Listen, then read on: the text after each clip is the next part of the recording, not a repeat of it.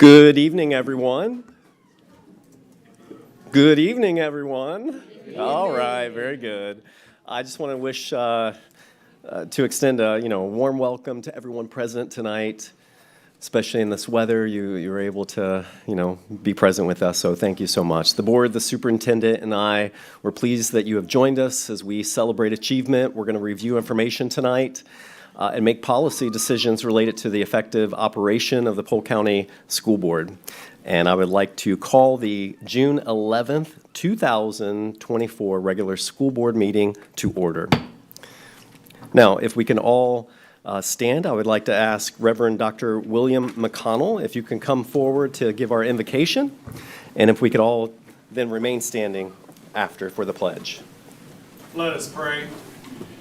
Gracious eternal God, we thank you for your presence in this room this evening. We ask that you open our hearts and our minds so that we can be visionary people and see the needs of people around us. Help us to move beyond politics. Help us to move beyond physical restraints.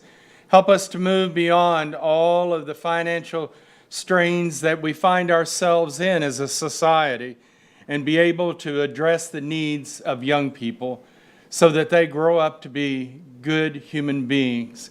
We give you thanks, O God, for removing the obstacles that we find ourselves in this community. Help us to grow. We ask that you provide safety and security for all of our people. All of these things we give you thanks and glory for. In the name of your Son, Jesus, we pray.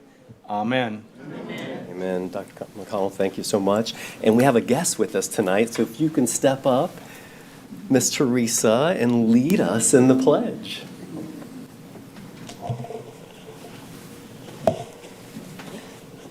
I pledge allegiance to the flags of the United States of America and to the republic for which it stands, one nation, under God, indivisible, with liberty and justice for all.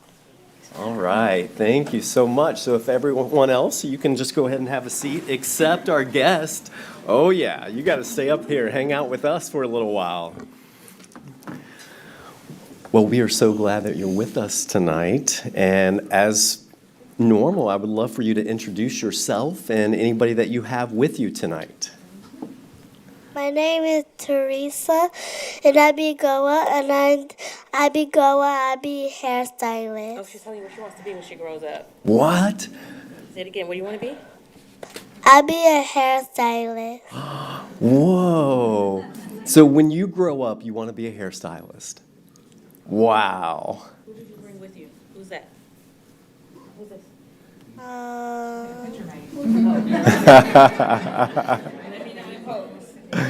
Who's this? So tell them who you have. Who brought you here? Daddy, Love it. Titi. All right, very good. We are so glad that y'all are here with us tonight. Now, I hear that you have some hobbies too. Is there something that you like to do outside of school? So I like to be coloring. You like to color? What else? Very nice. And I be a hairstylist. You like doing hair? Wow. Now, Yes. do you like to swim? I hear that you like to swim as well. Yes. Yeah? Wow, on these very hot summer days. That sounds really good. Very nice. Now, what school do you attend? What's the name of your school? Say it. Majesty Pageant. Pageant. All right, Paget Elementary. That is awesome. And okay, so when you grow up, you want to be Hairstylist. a hairstylist. You forget. You're not going to trip her. I love it. That is a dream and a passion, and we hope that you continue to pursue that in a big way. So if you can say your favorite subject in school would be what? Math. Math? Wow. that is amazing. We all need to work on our math skills for sure. Can you help us with math? Yes. All right, so then do you enjoy, I hear that you enjoy playing in the park as well? Yes. Yes, that brought a big smile in a big way. And okay, besides the hair, you like getting your nails done too. Mm-hmm. Yeah, that's awesome. All right, now if you can tell us one thing that you like best about Paget Elementary, what would that be? About your school. So I like math, and I What do you like to do at your school? love my teacher and You love your teacher. Yeah, very much so. That's awesome. We are so thankful that you're here. Yeah. And the person that you have next to you is who? Who do you have with you? TT. I didn't know you had a nickname. Miss. Tell anyone. That is so awesome. We are so thankful that you're here, and we hope that you have the best summer ever. What do you say? Thank you. Indeed. Miss Kylie, thank you so much.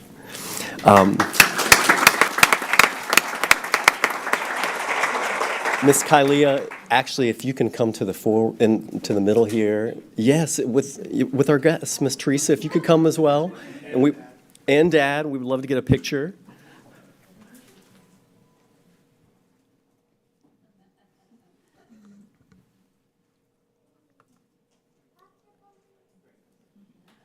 All right, let's give Teresa a hand.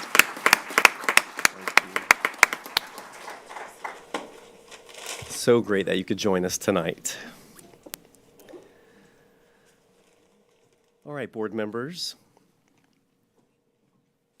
The first item on our agenda tonight is to accept our agenda. Superintendent Hyde, are there any revisions to the agenda as printed? Yes, there are, Mr. Chair, members of the board. Item B, number 1, new administrators, an item was added. Item K, number 1, non-instructional administrators, an attachment was updated. And item M, 12, Hazel Mental Health 3-year contract, an attachment was added as well. All right, very That good. concludes any updates or changes. Thank you, Superintendent. So at this time, the chair will entertain a motion to accept the agenda for June 11th, 2024 with the noted revisions. Do I have a motion and a second? Second. All right, Ms. White made the motion, Mr. Sharpless seconded. Any discussion? Seeing none, I would like to call for a vote. So the motion on the floor is to accept the June 11th, 2024 school board agenda as presented. All those in favor signify by saying aye. Aye. Aye. All those opposed? And that motion carries.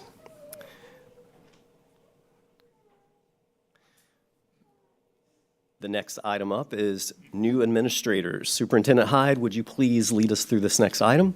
Yes, sir. Mr. Chair, members of the board, it's my pleasure to introduce 3 new administrators to you. First, we have Jamie Baker, Senior Coordinator for Instruction in Northwest Region, being promoted to Acting Assistant Principal at Lincoln Avenue Academy.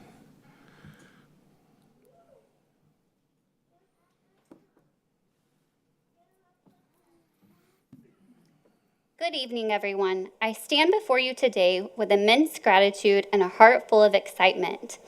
Becoming an assistant principal is not just a personal achievement, it's a commitment to serve our school community, empower our students, and foster an environment of growth and excellence. First and foremost, I want to express my heartfelt thanks to Superintendent Mr. Hyde and the school board members for this opportunity to serve Polk Schools as the acting assistant principal of Lincoln Avenue Academy. To Ms. Kendrick, Ms. Dardis, Ms. Kirby, Ms. Ewing, for entrusting me with this responsibility. Your mentorship and belief in my abilities mean the world to me. To the dedicated teachers, staff, and support personnel, you are the backbone of our school. Your unwavering commitment to our students inspires me daily. Thank you for your hard work and collaboration. To the students that we serve daily, I'm thankful for this opportunity to guide you towards success each day. To our parents and guardians, thank you for trusting me with your children's education. Your partnership is invaluable. Lastly, I can never say thank you enough to my most valuable players, my support system. God, my husband, my dad, mom, family, and friends who have cheered me on throughout my journey. Your love and encouragement sustain me. Thank you, and don't forget, go Jaguars. Awesome. Congratulations. Thank you so much. Ms. Baker, do you have anybody with you this evening? Could they come down and take the photo with you, please?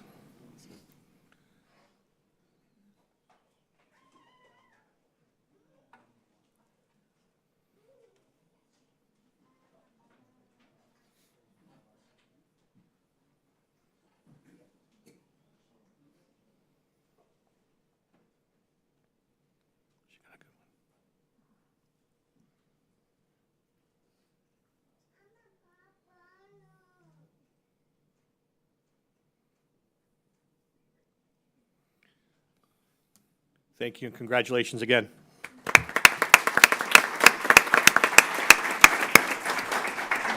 Next, we have Antonio Santos, Administrative Assistant at Sandhill Elementary, being promoted to Acting Assistant Principal at Wendell Watson Elementary.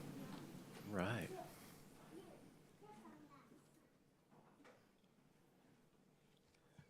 Good evening, Good evening. Mr. Hyde, members of the board, Ms. Burgess, and Ms. Kendrick. Thank you guys for the opportunity to serve as the assistant principal at Wendell Watson. I'd also like to thank my support system, my family, my fiancée Amanda, and my children, Liana, Nadia, and Mika, for always supporting me through this journey. If I'd had somebody tell me when I started this career journey that I would be an administrator, I'd tell them they were crazy, because that's not what I started out to do. Through the 18 years that I've been with Polk County Schools, I've always wanted to do one thing, and that's help people. And so now I get to help people on a different level. First, it started with just students, then teachers and staff, and now an entire school. There's definitely been ups and downs in this, and my family can attest to that. I've had a lot of challenges, and I look forward to the hard work that I've done and the many administrators and colleagues and people that I call friends that have helped me along the way. That's especially true at my leaving school, my Sandhill Elementary. I'm going to miss them a lot, and as they always say there, once a crane, always a crane. But now I'm looking forward to the new adventure at Wendell Watson, and I can't help but be excited for all the students and staff and families that I get to help there and here at Polk County Schools. Thank you all. Congratulations. And if you have family and friends, please invite them down, please.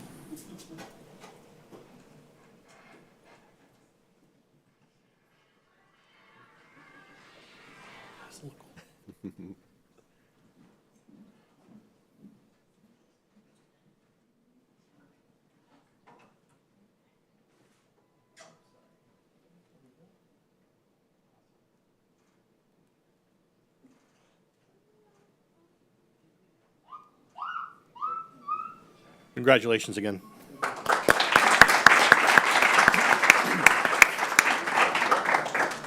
Last one for this evening is Michelle Acevedo Torres, teacher interventionist at Davenport High School, is now being promoted to acting assistant principal at Denison Middle School.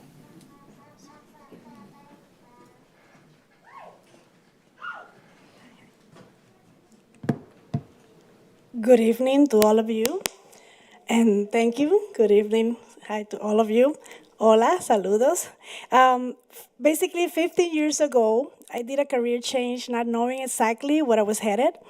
Coming from the business world to the education, I started as a Spanish teacher 14 years ago here in Polk County. I thank God for guiding me through the path, but also my family and my friends that became family that supported me. I started as a Spanish teacher at Daniel Jenkins, and during the time serving our students and the community, I started motivating to help others grow, and little by little, that's how I became a school leader. I thank the Polk County School Board, Mr. Hyde, and all of my mentors that tonight, some of them are here, that helped me become the leader I am today, and the opportunity to serve others, because that's the passion, treat others the way I like to be treated, serving the community, helping our students reach our common goal of graduating high school, but also becoming responsible leaders of our community and society.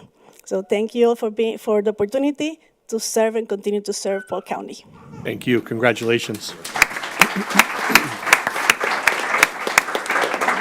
You have any family with you or friends? Come on down. Miss Kendrick, yes. She was the one that hired me. So fortunate. Wow, that's awesome.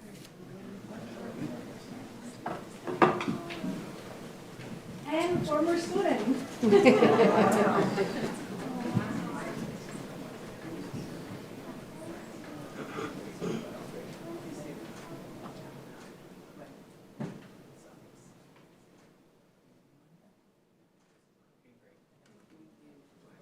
Congratulations again.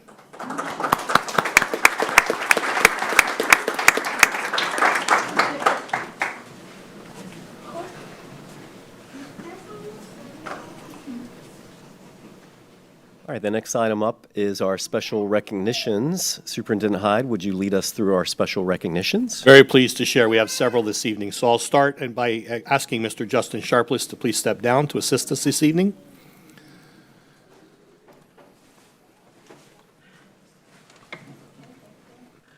And at this time, I'd like to invite Ms. Nancy Puri, Senior Coordinator of Visual Arts, to come forward to recognize Art in the Capitol Middle School Award winners. Good evening. Good evening. Good to see you this evening.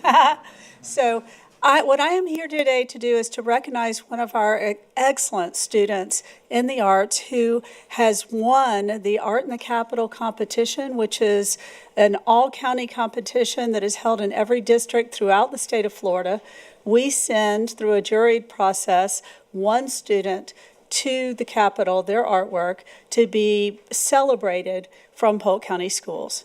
And this year, the student lives in Representative Josie Tomko's district, and her representative is here tonight, Ms. Robin Bryant, and I'd like to invite her up. She has a special recognition from the representative, and we'll talk to you a little bit about that. And we also have the teacher here, who is Stephanie Sarakis. These folks are from Lake Gibson Middle School. So Eli Yang goes to Lake Gibson Middle School, or he did, and his teacher, his wonderful, talented teacher, who we would not be here tonight without, is Stephanie Sarakis. So, Ms. Bryant? We were just so excited to have Eli's artwork at the Capitol during session. It's an honor. We seem to get that every couple of years, but Representative Tomko does send her sincerest congratulations to Eli. She would have been here if she was in town, so we just want to present him with this plaque and then a little booklet of all of the Capitol artworks, little booklet. So we just want to say we're very honored and very proud of Eli.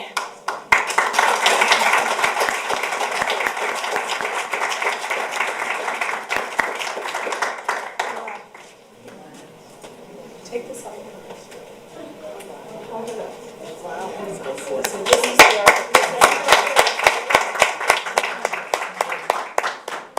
So we're going to ask Eli's family and his teacher and everyone else to join us down here so we can get a photo.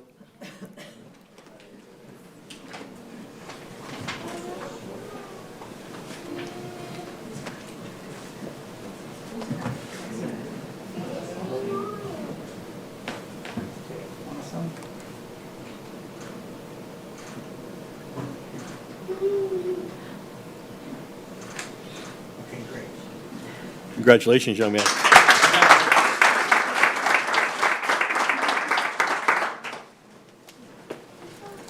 Next, I'd like to invite Allison Dort, Director for Title I, to please come forward to recognize National Albert Lee Wright Jr. Memorial Scholarship recipient.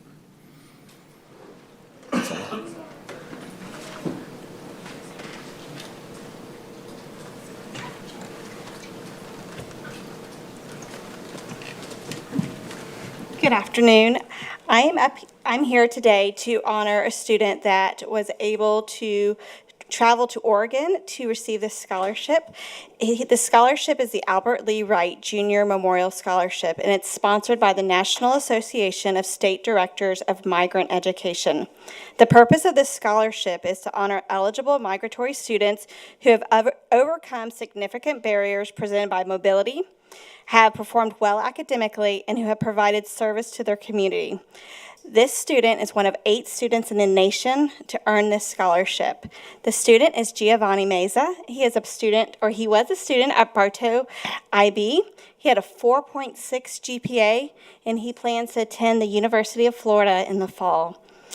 So I would like to call up Giovanni Meza and his father, Melitone Meza, and his migrant intervention teacher, Maylene Nickerson.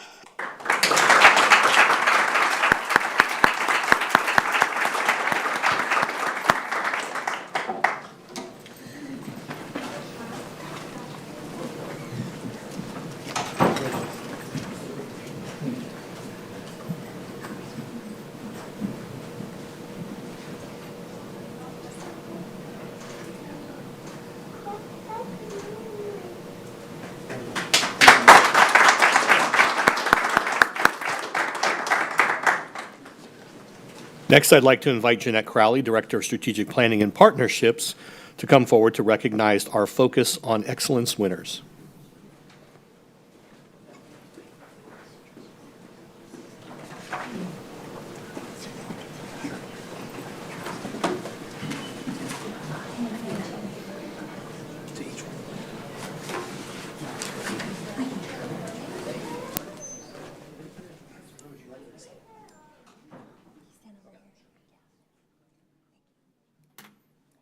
Chair, Vice Chair, and Superintendent Hyde, thank you for the opportunity to be here tonight. We continue to highlight the important contributions that Polk County Public School employees make for students through the Focus on Excellence Employee Recognition Campaign. This campaign honors staff members from different employee groups who might get overlooked among the hustle of keeping one of the nation's 30th largest school districts running efficiently. Each quarter, the program will recognize a select group of employees through a nomination and committee process. 10 employees are selected as winners and receive prizes from our generous sponsors, as well as attend a special appreciation luncheon and be honored at a school board meeting. They will also be highlighted on the district's social media channels, website, and internal and external newsletters. We are in our 4th year of the program, and we continue to make positive additions to enhance the program. One of the most important benefits is bringing encouragement and appreciation to our employees and impacting their lives in a positive way. I just want to share one testimonial from one of our past winners, Denisha Roberson, who is a bus driver in Area 1, manager assistant in transportation operations. She said, "This program really is a shining star for us. Everyone knows that she is a bus driver, but they don't know the things that she does behind the scenes. And being able to be highlighted in this program allowed the public to see that." Without our sponsors supporting the program, we would not be as successful. So I want to give a special shout out to each of our sponsors: International Diamond Center, IDX, Mid-Florida Credit Union, Public Supermarkets, Inc., Sign Gypsies, Hand and Stone Massage and Facial Spa, Chick-fil-A, A.D. Morgan, Compass Mortgage, CPS Investment Advisors, Dixie Southern Industrial, Inc., Lakeland Leads, and the Club at Eaglebrook. I want to thank these business partners who constantly support the work of our school district and who have graciously come alongside us to make this campaign successful. And also, due to their financial support, we can give every PCPS employee who is nominated through this program a special gift. I do want to let the winners know that when they come up here and I announce their names, if their supervisor could also come with them as well. The winners that we are recognizing are within our custodial, maintenance, warehouse, and professional technical areas. Alfred Williams. Alfred.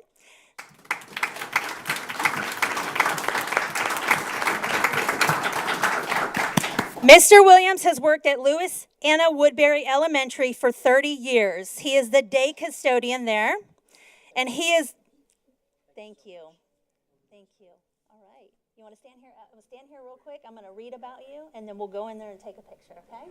Okay. Mr. Williams has worked at Louisiana Woodbury for 30 years. He has moved every classroom furniture each summer and has waxed our floors in the hot Florida summers.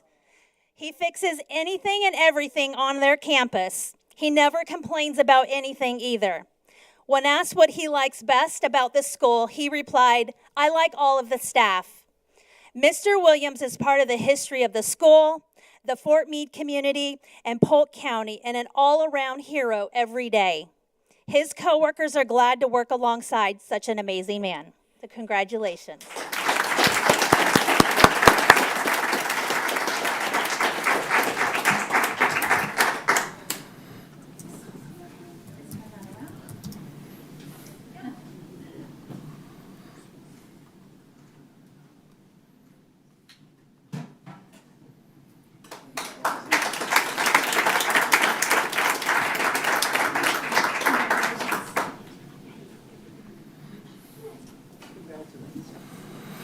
I promised all our winners that they would not have to speak tonight, so I'm not going to make them speak. Our next winner is Antoine Carter. Antoine, come on up. Antoine is the night crew foreman at George Jenkins Senior High. And what he loves most about his job and what he does is he says, "I love keeping a clean environment so the students can learn." And we appreciate that so much. Thank you, Antoine.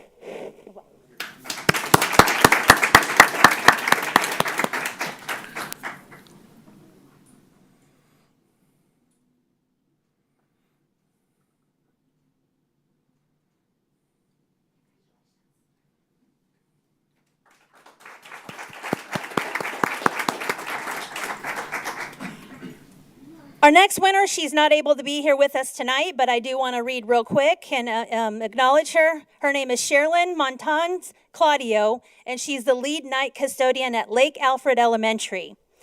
Ms. Claudio always puts students first by making sure their areas are clean and tidy. When she is called to a classroom for an emergency, she goes quickly and graciously to offer her assistance and does not disrupt the students' learning environment. So congratulations, Ms. Claudio.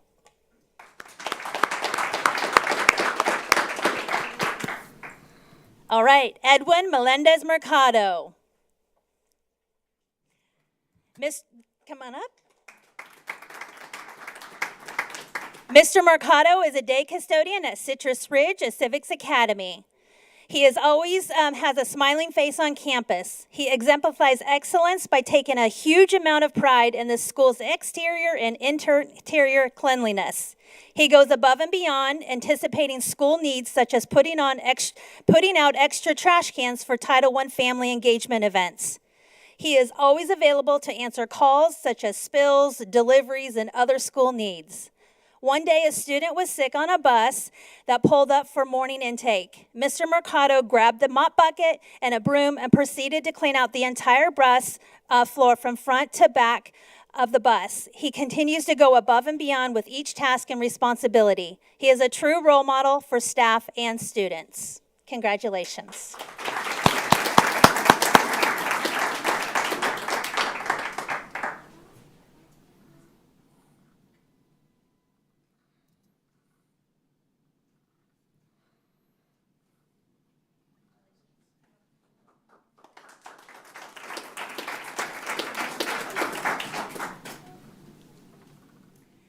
Mandy Matha, lead night custodian at Walter Caldwell Elementary.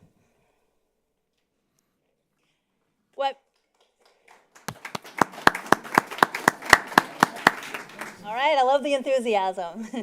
Ms. Matha says she loves the aha moments. You help a student learn to tie a shoe. You say hi and they learn you're a person, not just a job title. You go a bit out of the job description and do something for someone. It's the little, anonymous, thoughtful things you can do around campus for people just to make them shine for a moment. Greet people with a smile. Many times the custodian is the first person you meet on campus and perhaps the last person you see when you leave. A friendly greeting and a good first impression are priceless. Congratulations.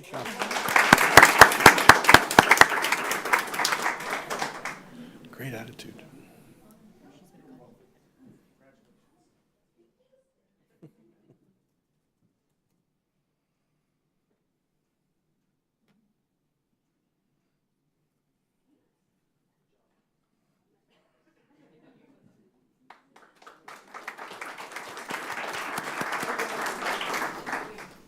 Regina Dixon.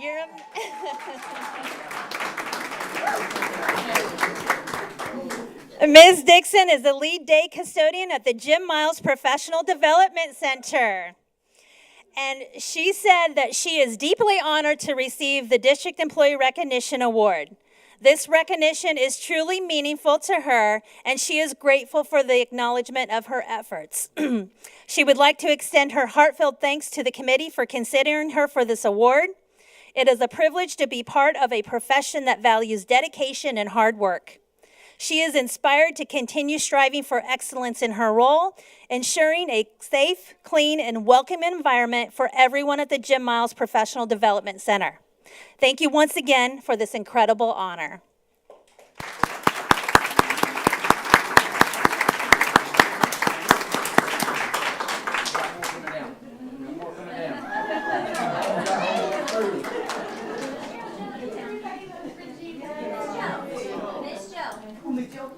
Come on.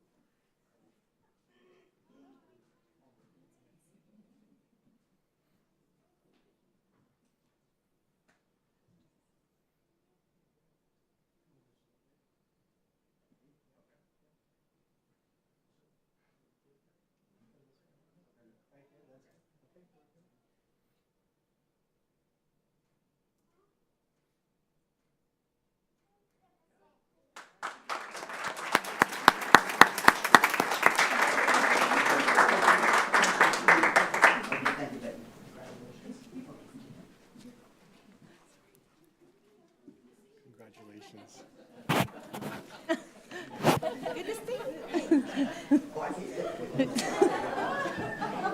She's gonna get every handshake.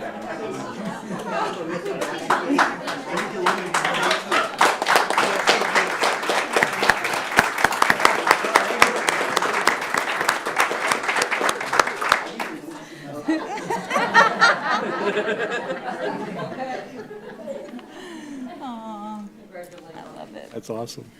All right, she's not able to be here with us tonight, but Raquel Rocky Sanchez, she's Preventative Maintenance Recording Specialist in the Winter Haven 5 Service Center. She said her employment at Polk County Public Schools for 17 years has been fully satisfying, knowing that each and every role contributes to the learning environment and success and safety of our students. In her current position as a Preventive Maintenance Recording Specialist at Winter Haven 5 Service Center, she sincerely enjoys appreciation she receives from not only her service manager, but also from her colleagues and everyone she works with. She said a heartfelt thank you goes a long way. So we want to say congratulations to Rocky.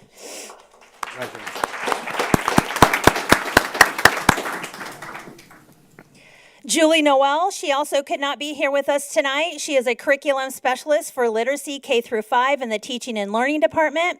She said as an early elementary curriculum specialist, she works with a dynamic team of educators supporting our PCPS students and teachers in many ways.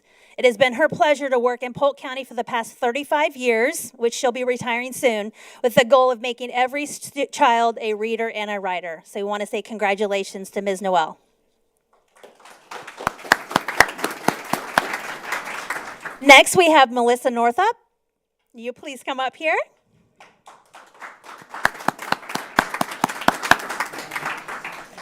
Melissa is a senior coordinator of Title I and the federal programs. What she loves most about her job is the opportunity to serve schools. Their needs are her priority, and there is nothing more rewarding than finding ways to ensure authentic learning experiences and innovative resources that will impact student growth and success. Congratulations.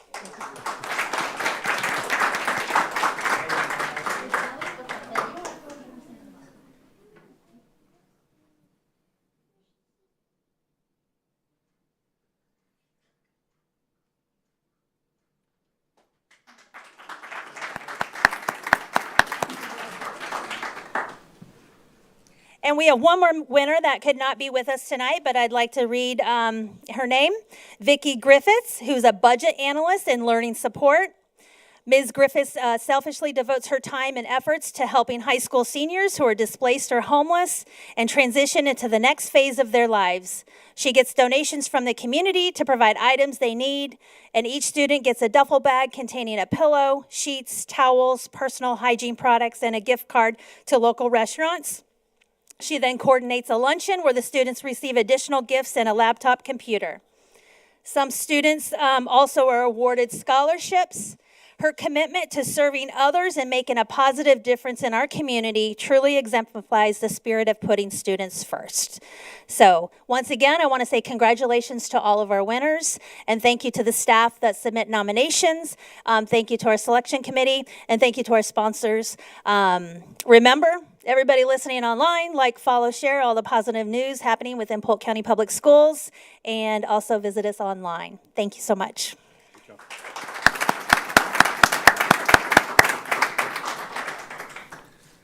At this time, I'd like to invite the representatives from the Office of Supervisor of Elections to please come forward. They will be recognizing our schools that had the highest percentage of student voter registrations and the highest number of student voter registrations. Thank you, Mr. Hyde and Mr. Chair. It's a pleasure to be here. The first part of these school board meetings are so enjoyable. They're inspiring, and I just hope your whole meeting is this much fun. The Supervisor of Elections Office visited 11 high schools this school year to offer students the opportunity to register to vote or pre-register, because you can pre-register when you're 16. And more than 450 students took us up on the effort. We make a little contest out of it, not that we're competitive or anything, and so the school that registered the most voters, I'm happy to say, is Winter Haven High School. Now, I don't know, is Mr. Brown with us? There he is, all right.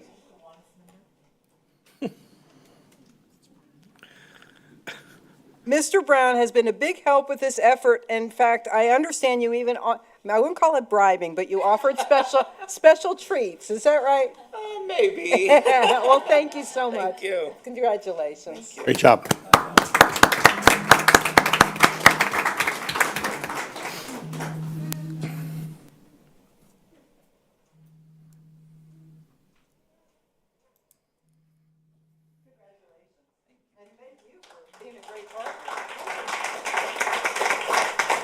Now, the winner for the highest percentage, as opposed to the highest number of student registrations, is Summerlin Academy.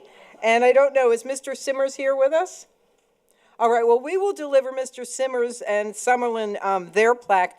If that sounds familiar to you, I want you to know they have won this category for 4 years in a row. They're very serious about this. And I know Mr. Simmons was supposed to be here, but I also understand that Major Jennifer Barthel was a big help in this drive. And so I just wanted to be sure she got recognized too. And of course, I want to thank the school board for being an excellent partner and allowing us to do this, and of course, all the other participating high schools too. So thank you so much for having me tonight. It's good to see all of you. Thank you.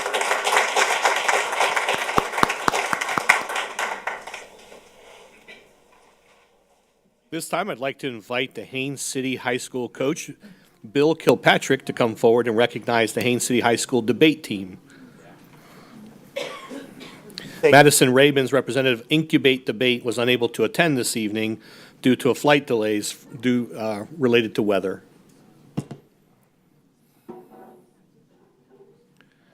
Thank you very much. I appreciate it. I'm not good with names, so I need a crutch. I apologize. I would like to recognize the Haines City debate team. They have come here today. First, I would like to recognize President Nicole Smiley, thank you. Vice President Gabrielle Gori. We have them down as social media managers, which they are, but they're also tournament champions, Aaron Garcia and Aliyah Capri.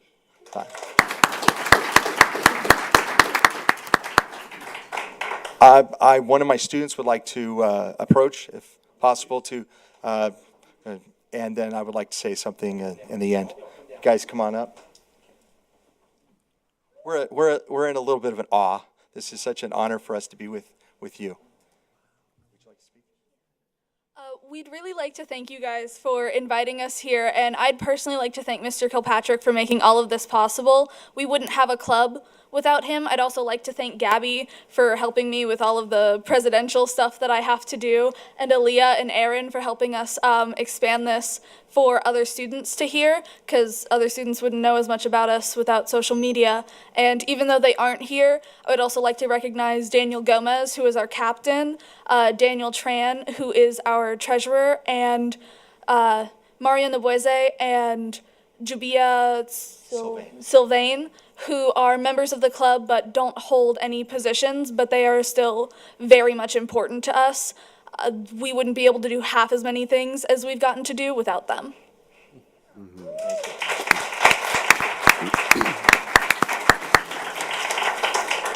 It takes a village. It really does. And we wouldn't be here without support from our administrators.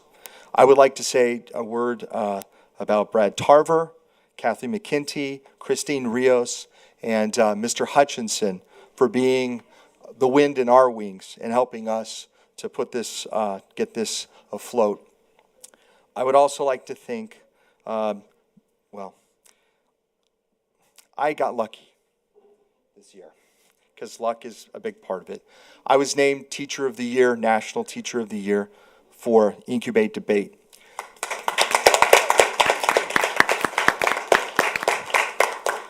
But this award goes to my wife, Sherry Kilpatrick. She passed away on Tuesday after 25 years of dedicated service to the Polk County School. Her principal, Deron Williams, is here today, and I appreciate that so very much that he came to support us and to be at this meeting. My wife worked tirelessly. She worked in the classroom. She worked in Polk Virtual. She worked to the last week. It was her goal to finish out the year and take care of every one of her students, which she did to the last day. She worked, her last day was May 31st, and her health cascaded immediately that weekend. So I just want to say we wouldn't be here, I wouldn't be here, if it weren't for my lovely wife, Sherry. Please give her your attention.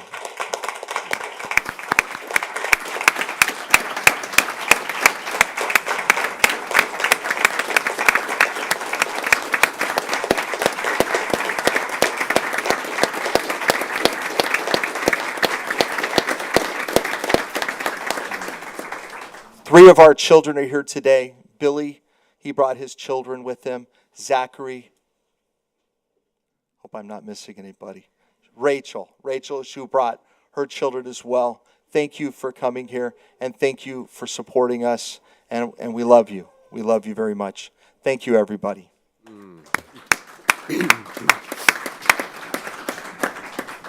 While they take their picture, Mr. Chair and members of the board, I'll share, I had the pleasure of judging this year. Board members, you received an invitation from Incubate Debate. There will be multiple events this upcoming school year. It is a fabulous opportunity. Gabby may not remember, but I judged her at a tournament at Florida Southern. She did incredibly well. What most people don't realize is the difficult topics that these students are challenged to be able to debate, and they have to be prepared to debate either side at all times. But they were debating things like daylight savings times, the international bank and its institution, and then there was a third one that I can't recall. But I will tell you that they did an amazing job, and it's so impressive to watch these young adults perform. So, and they do. They truly excelled. So thank you very much for the opportunity to recognize them. And I look forward to judging again this upcoming school year.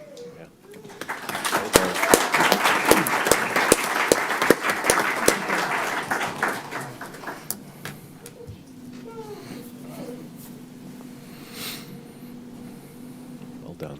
Is there anybody else we want to bring down for photos? Do you want to bring your family down, Bill? That would be wonderful. Please, let's do. Thank you so much. Yes, no, thank you, sir. I see other family members back there too. And parents and family members, we'll do another photo if you want to come down as well, so.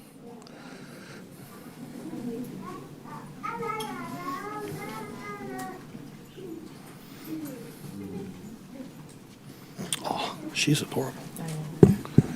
So cute. Cindy Lou Who. Yeah. Yeah. Yeah, put the kids. Oh. She's so tiny. Go front, sweetie.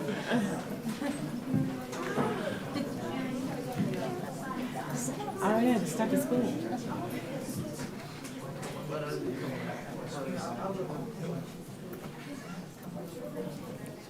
Photographer's going to earn his money tonight.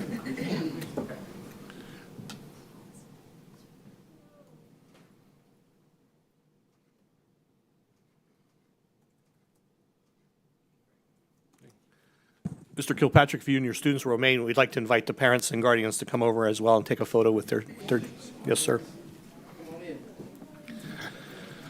Because you could see them beaming in the back of the room and recording everything live.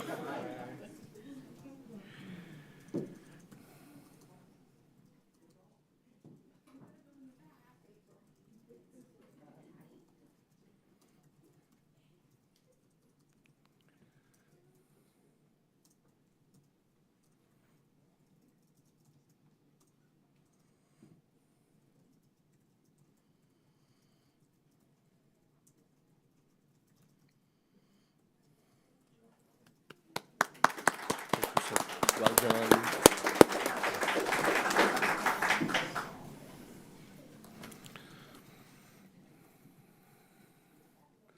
Mr. Sharpless, you can return. So the next item, board members, you know this all too well. Every school year that comes and goes, unfortunately, we deal with tragedy.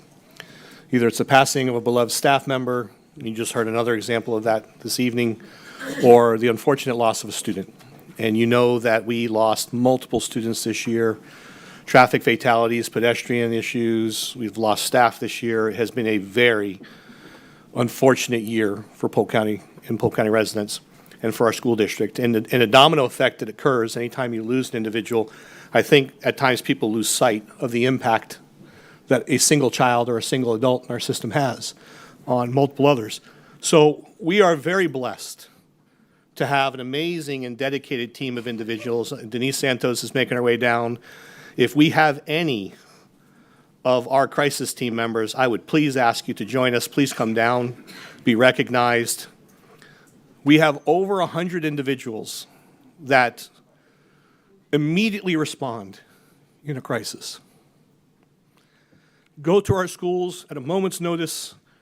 They embrace our kids, they embrace our staff, and they do such an amazing job. And, you know, this was one of those years where I kept asking Sherry and Denise, you know, how do we take care of them? Because they're responding so frequently. And we are truly blessed to have so many, as I mentioned, over 100 individuals who are ready and willing to go and support our schools in these times of crisis.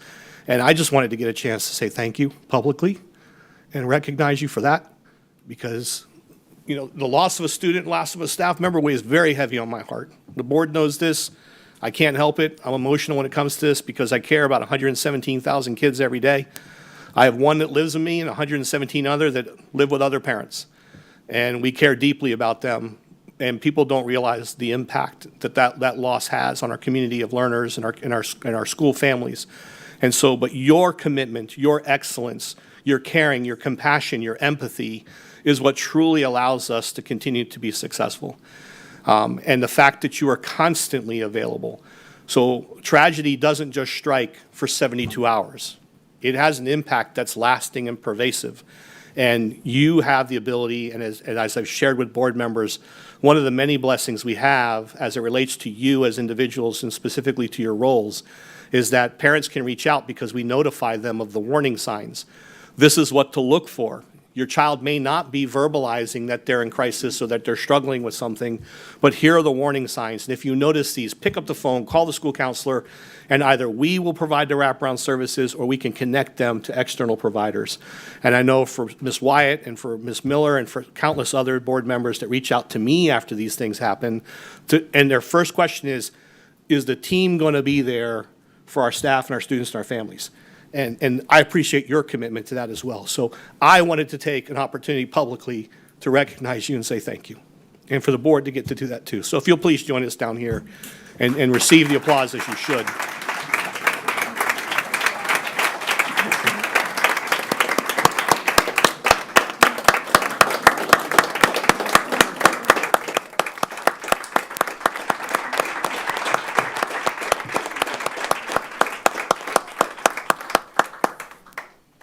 Just right quick, I did want to say a couple things. Thank you guys for having us today. I work with an amazing team with student services, behavior, mental health.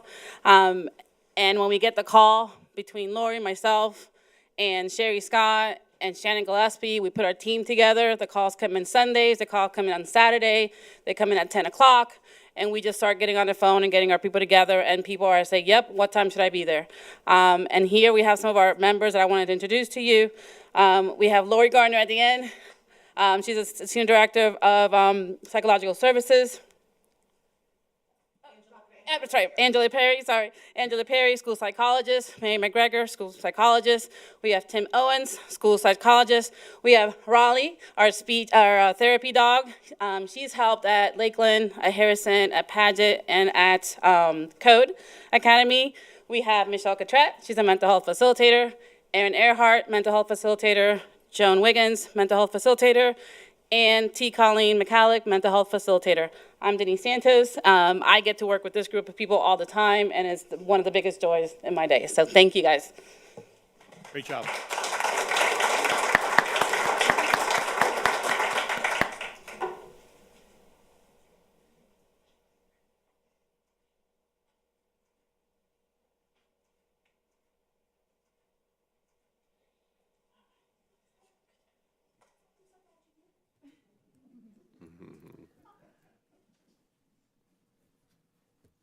Thank you all very much for coming out this evening. Mr. Chair, that concludes special recognition for this evening. Thank you, Superintendent. Thanks for sharing your heart with us as well tonight. Again, thanks to everyone that joined us tonight and took time out of their schedule to be with us as well. All right, board members, next is public comments for items on the agenda to be voted upon as adopted at the start of this meeting. And before we begin, I would like to welcome the public and go over our public comment process and opportunities for this evening. We'll have 3 opportunities for public comment.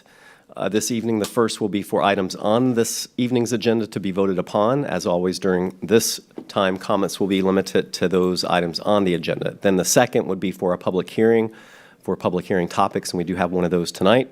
And then lastly, at the end of the meeting, we will have another opportunity for public comment on items that are not on this evening's agenda. And as always, to register to speak, community members, you could fill out a card in the lobby prior to our meetings, and then all speakers will be given 3 minutes. The light will turn yellow when you have 1 minute left, and you will hear beep when your time is concluded. All comments should be directed to myself as the board chair. And as a reminder, public comments are an opportunity for us collectively to hear your thoughts and comments. This is not a question and answer session, and comments are not to be directed at individual board members. However, if you're seeking additional information, I encourage you to reach out to any of us or the superintendent's office outside of board meetings, and we'll be happy to get back to you. We did not have any comments for items on the agenda. We do have one for our public hearing. So we will move on from our public comment section to the approval of the minutes. Board members, now we need to approve two sets of minutes for tonight. The first set of minutes is from the May 14th, 2024 school board meeting. The chair will entertain a motion to accept the May 14th, 2024 school board meeting minutes as written. Do I have a motion and a second? So moved. All right, Ms. Wyatt made the motion, Ms. Miller seconded. Is there any discussion on those minutes? All right, very good. Seeing none, I'd like to call for a vote. Those in favor signify by saying aye. Aye. Those opposed? And the motion carries. The second set of minutes is for the May 14th, 2024 work session meeting. The chair will now entertain a motion to accept the May 14th, 2024 work session meeting minutes as written. Do I have a motion on this one? So moved. All right, and a second. So Ms. Wyatt made the motion, Mr. Sharpless seconded. Any discussion on this item? Seeing none, I'd like to call for a vote at this time. Those in favor signify by saying aye. Aye. Aye. All those opposed? All right, and that motion carries.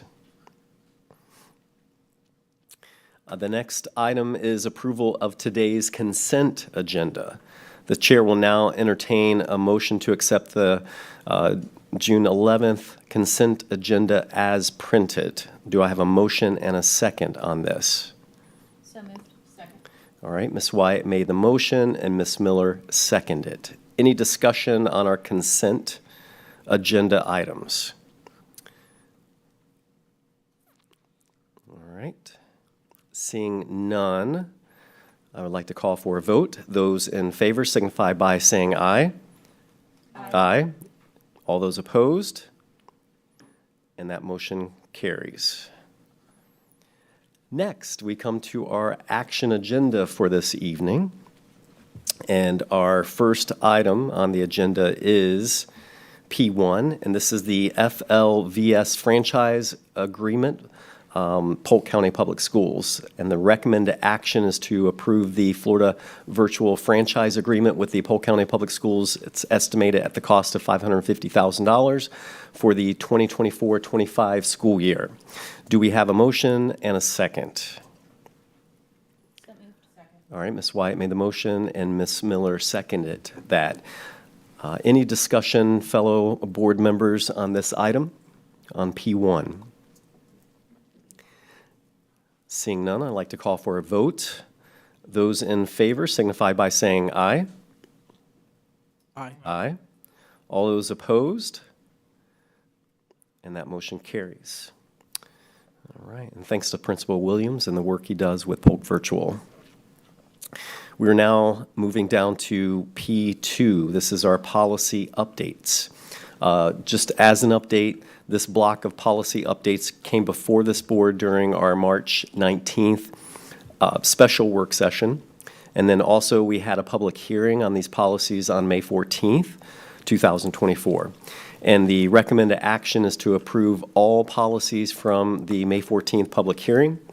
I would like to take a moment, just because we are bringing these as a block, I'd like to read all policy numbers and names into the record at this time. All right, so we have 100, which is definitions, 124, standards of ethical conduct, 141.2, conflict of interest, 144, term, 147.1, travel and expenses, 151, organizational meeting, 153, appointees, 154, motions, 2120, school improvement, 2215, program of instruction, 2250, innovative programs, 2270, religion in the curriculum, 2271, articulation and access to Florida college systems institutions, 2371, Hope Scholarships, 2410, School Health Services, 2410.01, Mental Health Services, 2421, Career and Technical Education, 2431, Interscholastic Athletics, 2431.03, Concussions and Head Injuries, 2431.05, Athletic Injuries Prevention and Treatment Program, 2440, Summer Programs, 2450, Adult and Community Education, 2452, Disclosure of Security Policy and Crime Statistics, that's the Clery Act, 2455, Dropout Prevention and Academic Intervention, 2460, Exceptional Student Education, 2420, Selection and Adoption of Instructional Materials and Equipment, 2521, Instructional Materials Program, 2575, Service Learning, 2623, Student Assessment, 2700, Academically High-Performing School Districts, 2800, Educational Services for Students in Department of Juvenile Justice Education Programs, 5111.01, Homeless Students, 5121, Controlled Open Enrollment, 5200, Attendance, 5350, Student Suicide Prevention, Awareness, and Screening, 5410, Student Progression, 5460, Graduation Requirements, 5500, Student Conduct, 5511, Dress and Grooming, 5520, Disruption of Schools and School-Sponsored Activities, 5610, Removal, Out-of-School Suspension, Disciplinary Placement, and Expulsion of Students, 5710, Student and Parent Complaints, 5782, Parent and Guardian Notification and Permission as it relates to school-sponsored activities and events, 8305, Information Security, 8310, Public Records, 8320, Records Management, 8406, Reports of Suspicious Activity and Potential Threats to Schools, 8410.01, Critical Incident Response, 8420, Emergency Management, Emergency Preparedness, and Emergency Response Agencies, and 8452, Automatic External Defibrillators, 8500, School Nutrition, 8600, Transportation, 8600.04, Bus Operator, Qualifications, Certifications, Discipline, and Termination, 8610, Transportation Route Planning, 8625, Ban of Texting While Driving, and 8660, Alternative Transportation Methods, 8800, Religious and Patriotic Ceremonies and Observances, and 8810, the American flag, the flag of the state of Florida, and official motto of the state of Florida. Board members, I appreciate all the work that you've done on reviewing these policies over several meetings. At this point, I would like to take a motion and a second. So moved. Second. All right, Ms. White made the motion, and Ms. Miller seconded it. Any discussion on these items? All right. Mr. Sharpless, you are recognized. We mentioned in work session if we had any Scribner errors to bring that up now. So I just had one policy that had a couple Scribner errors. Just want to put that on the record so we can change it. First, if you look at 8800, Religious and Other Ceremonies and Observances, you'll see on the very first paragraph, it says, made it clear that it is the province of a public school. That should be not. And then also later on in that paragraph, the third sentence, a minority is also misspelled. So those are two Scribner errors I have. Thank you, Mr. Sharpless. These are non-substantive changes that were brought before you. So we will now call for a vote on these. We have a motion and a second already. So I will now call for a vote. Those in favor of accepting this block with those non-substantive changes, those in favor signify by saying aye. Aye. Aye. All those opposed? And that motion carries. All right, moving down now to P3, we have Charter Contract Renewal, Navigator Academy of Leadership, Inc. This is a K through 8. This is a 5-year term with no substantive changes to that contract. Do we have a motion and a second? So moved. Ms. Wyatt made the motion. I need a second. Second. All right, very good. So the motion on the floor is to approve the contract renewal for Navigator Academy of Leadership. Inc. This is K through 8. Those in favor, actually, do we have any discussion on this item? All right. Seeing no discussion, I'll call for a vote. Those in favor signify by saying aye. Aye. Aye. Those opposed? And that motion carries. We are now down to P4. We have the initial charter contract, Navigator Academy of Leadership, Inc. This is DBA NAL-003, Inc., 9 through 12. This also is a 5-year contract. Do we have a motion and a second on this item? So moved. Second. Mr. Sharpless made the motion and Ms. Wyatt seconded. Do we have any discussion? All right, those in favor signify by saying aye. Aye. Any opposed? And that motion carries. Thank you, board members. Mr. Bridges, thank you with your work on that item. Next, we have a recommendation to approve the naming of the South Point Elementary Media Center in honor of Effie Sensabaugh. Do we have a motion and a second on this item? So moved. Second. All right, Mr. Sharpless made the motion and Ms. Wyatt seconded it. Mr. Sharpless, would you like to read your letter into the record? Absolutely. So first, I want to say that I was on the committee for the naming of South Point Elementary, and Ms. Sensabaugh's name was brought up as a potential name for the elementary school, and it was discussed then that we potentially could name some part of the facility after her, and then and so I proudly support this. I'm going to go ahead and read my letter of support in for the record. Dear Superintendent, I proudly recommend the naming of the Media Center at South Point Elementary after Effie Reeve Sensabaugh. Effie Reeve Sensabaugh arrived in Polk County from Knox County, Indiana in 1894 and immediately began teaching. In 1914, Effie began teaching in a one-room school in Eloise, and then in 1915, she went on to teach in Winter Haven, where she taught K through 12 at Central Grammar School, which today is Winter Haven High School. After teaching in Polk County for 42 years, Effie earned her bachelor's degree in education in 1936 at the age of 64. In her 5 decades of teaching, she took 6 years off to raise her family. Ms. Sensabaugh touched the lives of many of Winter Haven's first graders from 1914 until she retired in 1943. Please take into consideration this request in naming the South Point Elementary Media Center in the great honor of Effie Reeve Sensabaugh. Thank you, Justin Sharpless. Thank you so much, Mr. Sharpless.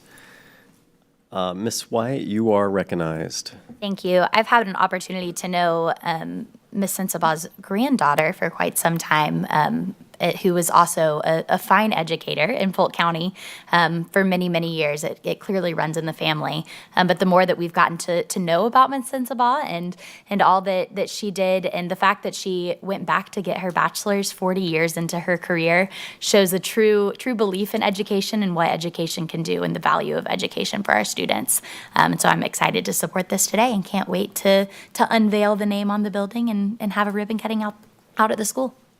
Awesome. Thank you, Ms. Wyatt. Mr. Sharpless, you're recognized. I was wondering if we could bring down Principal Myers as well as any relatives of Effie's down to the podium. Do they want to say anything or, you know? Absolutely.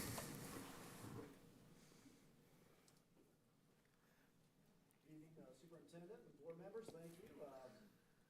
We're excited to be able to honor Ms. Effie Reeve Sensabaugh. Like you said, I heard Mr. Sharpless read her history in there, but we do have great-granddaughter, Nancy Sensabaugh Baker, who retired a year ago from Polk County, Chain of Lakes, with 42 years and 1 long-term sub-year, she said. And then her brothers, Charlie Sensabaugh and Mark Sensabaugh. So they want to say anything or come out, and they're their spouses. Thank you, Sarah Beth. I appreciate that. I just wanted to say thank you very much for this honor for my great-grandmother. She taught many, many people in her career, and we are so honored that you would consider her name for this library, which is very fitting.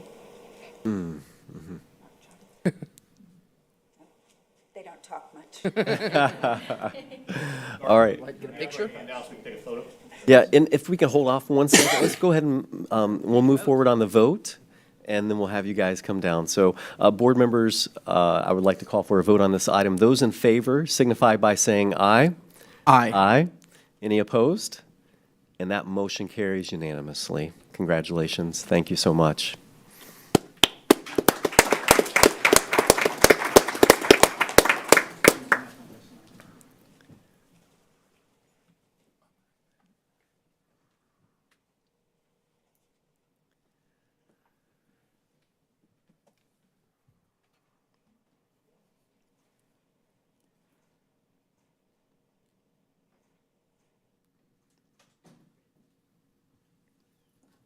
Thank you all so much. Yeah, appreciate you. Thank you.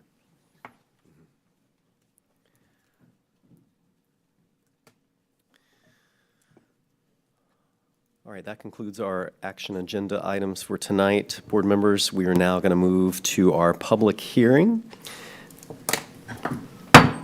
I now open the public hearing. The first order of business is any comments on public hearing items, which is our public hearing for policy updates. We'll now begin that public comment portion of the public hearing for those who have registered. Just as before, all speakers will be given 3 minutes. The light will turn yellow when you have 1 minute left, and you will hear a beep when your time is concluded. All comments should be directed to myself as the board. As a reminder, public comments are an opportunity for us to hear your thoughts and comments. This is not a question and answer session. However, if you're seeking additional information, I encourage you to contact us, and again, we'll reach back to you as quickly as possible. And our very first person and only for the public hearing portion is Pam Luce. And if you could, maybe note the policy number that you're referring to in your comments, please. Good evening. The policy that I would like to speak with you about is policy 7540.04, staff technology, acceptable use and safety. And I have already reached out and board chair and did not receive any response to my questions. Therefore, that's why I'm here this evening. And one of my questions was, and I understand you're not going to answer it tonight, is what is the district's definition of age appropriate? That's become a real buzzword in recent months and years. And when I saw it, I thought, you know, what is the definition? I believe our Florida statutes of the good state of Florida are pretty clear on it, but there's all kinds of disputes about what is age-appropriate subject matter and materials, and this was added into the policy on this time around. So I started doing some research into this, and I found nothing in state and nothing in federal that gave a definition of actual age appropriateness. But I did find in 47 U.S. Code Section 254, Universal Service, and it states under the heading of Internet Safety Policy Requirement, and most of this policy language came from this particular U.S. Code, a requirement for school libraries under local determination of content. A determination regarding what matter is appropriate for minors shall be made by the school board, local educational agency, library, or other authority responsible for making the determination. No agency or instrumentality of the United States government may establish criteria for making such a determination. Review the determination made by the certifying school or school board, local educational agency, library, or other authority. Consider the criteria employed by certifying school, school board, local educational agency, library, or other authority in the administration. So it's obvious from U.S. Code that the local school board is the one who is responsible for this definition. So Mr. Bridges and Mr. Davis, I hope you'll take a look into this and see that there needs to be a definition. The policy shouldn't be void. You should be able to find a definition of anything that's in the policy. And then the other question that I had, and I hope to find, even if it's through a public records request, is mentioned the internet safety plan, the district internet safety plan. And I searched the website and couldn't find any such plan. So if necessary, I'll do a public records request to get that. Thank you so much. Thank you, Ms. Luce. All right. The block of policy updates came before the board during our April 9th and April 23rd rule development meetings. We are not taking any action on this item tonight, board members, just as a reminder as it relates to our new rulemaking process. However, per our procedural change, I would like to open the floor for you to offer any amendments or changes to the following policies at this time. And I'll give you a minute. And then, just as a reminder, this will come back to us as an action item during our July meeting.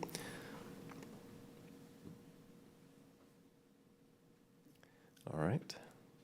So I would like to read the list of policies again, and this numbers and the names into the record. We have 1120 employment of administrators, 1121.01 background screening and employment history checks, 1121 non-discrimination and equal employment opportunity, 1130 appointment, assignment, transfer, and promotion of administrators, 1210 standards of ethical conduct, 1213 student supervision and welfare, 1216 dress and grooming, 1362 anti-harassment, 1430.03, that would be sick leave, 1500 remote work, 2210 curriculum development, 2417 comprehensive health education, 2522 challenges to adoption or use of instructional library or reading list materials, 3120 employment of instructional staff, 3129 conflict of interest, 3129.01 tutoring, 3130 appointment, assignment, transfer, and promotion of instructional staff, 3210 standards of ethical conduct, 3220 evaluation of instructional personnel, 3410 compensation, 3500 remote work, 3700 Teachers' Bill of Rights, 4210 standards of ethical conduct, 4500 remote work, 5420 reporting student progress, 5465 general education development test, 5780 student and parent rights, 5517.01 bullying and harassment, and 6320 acquisition of professional architectural engineering landscape architectural, 6440 cooperative purchasing, 6480 expenditures, 6490 legal services for employees, officers, and public officials, 6530 unemployment compensation, 6550 travel and expenses, 7100 facilities planning, 7251 logo and mascot, 7430.01 environmental health program, 7440.03 small unmanned aircraft systems, 7450 property inventory, 7455 accounting system for capital assets, 7540 technology, 7540.03 student internet safety and acceptable use, 7540.04 staff technology acceptable use and safety, and 8330 student records, and lastly 8510 wellness. So that is your block of policies that we will be evaluating and voting on in days ahead. Any comments on those items at this point? All right. We will now close out our public hearing. And next, we will move to our superintendent's report. Superintendent Hyde, do you have a report for us? I actually do. I'm going to start the superintendent's report with a conversation about graduation. I want to say thank you to all of our board members who joined us at the graduation events. We were very fortunate this year We graduated nearly 7,500 total students, which was a significant increase over last year's graduation numbers, partially due to new enrollment, but also partially due to, hopefully, improvements in overall graduation rates. Personally, at RP Funding Center, I'm going to round the number, but we shook nearly 6,300, if not 6,400 hands. That includes the one or two that flew by us because they were so anxious to get off the stage. But it's a great opportunity. It really is. I often use it as an example to remind our educators and all of our staff what our why is about. You hear that a lot. But for staff who oftentimes perform a job or a duty that's far removed from the school setting, whether that's our maintenance and trades groups, whether that's staff here in payroll and in our facilities department, we have to make sure that they understand that every single employee in Polk County Public Schools contributes to that graduation. And graduation is a celebration not only because students completed their course of study, but it really is the culmination of up to 13 years of their involvement in the public school system. And if you think about it, you heard me mention earlier about the domino effect that students and staff can have and the impact they have on the surrounding community. Think about how many individuals came in contact with a child between kindergarten and 12th grade. And what a great opportunity we have to help ensure that those students are sent off into the world college and or career ready. And that really is our mission objective, and very pleased with the numbers. Our students are amazing. Our families are amazing. There's so much high energy there. Unfortunately, at times, our schedules conflict, so I will make a more concerted effort next year as we schedule events to make sure I'm able to get some of our off-site locations where they choose to do this. They continue to honor their old traditions or their traditions of hosting graduations on their campuses outdoors. I'm not looking forward to doing that in a gown in the heat, but I know that Auburndale has some amazing traditions, Winter Haven, many others, Frostproof, Fort Meade, and they're great opportunities because all those students deserve to be celebrated. But what gets lost sometimes in this conversation, and what I want to be able to acknowledge, and I thought they were going to roll the video as I was talking. I don't know why. I thought that was the trigger as soon as I started talking about graduation.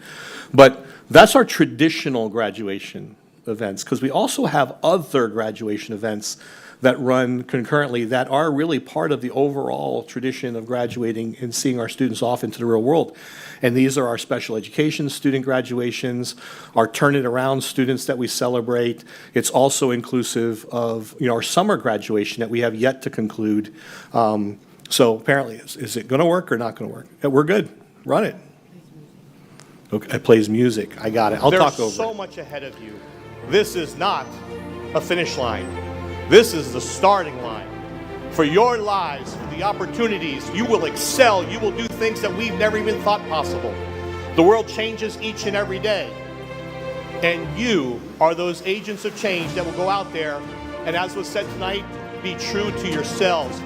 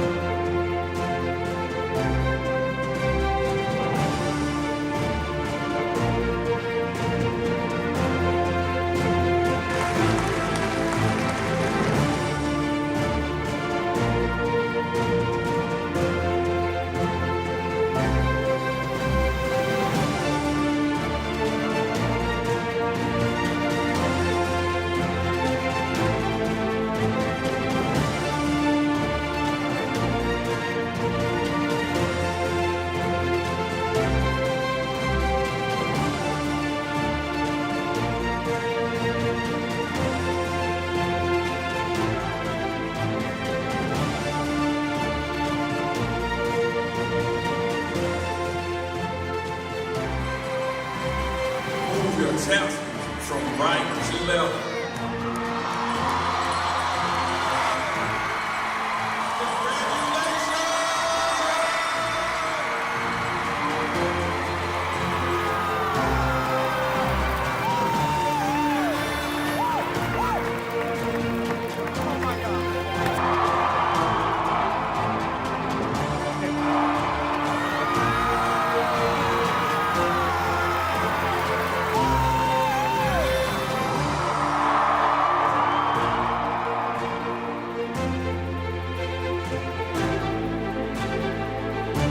Congratulations to the class of 2024.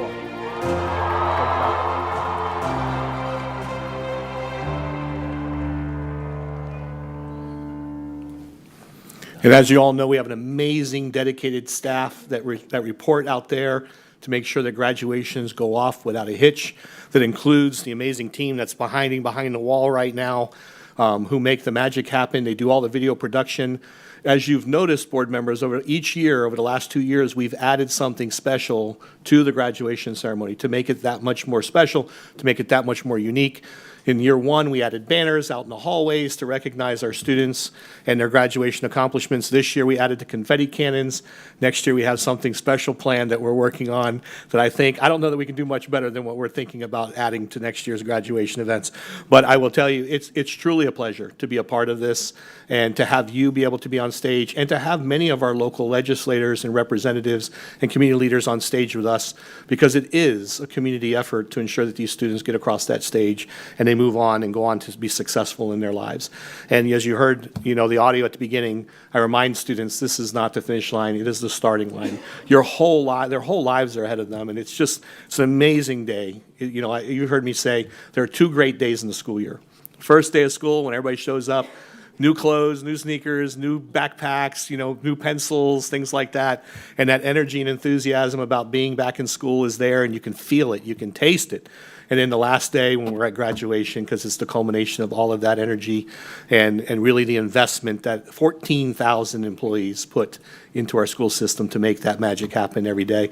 And that does not in any way diminish the parent role. As a parent myself of a senior next year, I just want him to get across the finish line. He's a great kid. He's got great teachers, and I know he'll thrive. But it's just as a parent too, it kind of touches you a little bit differently as you watch students come across the stage and graduate. So I just want to say thank you for your participation. It means a lot to our students, as you know, and you all survived. No colds, no issues with shaking 6,300 hands. So kudos to each of you. And a lot of hand sanitizer is used.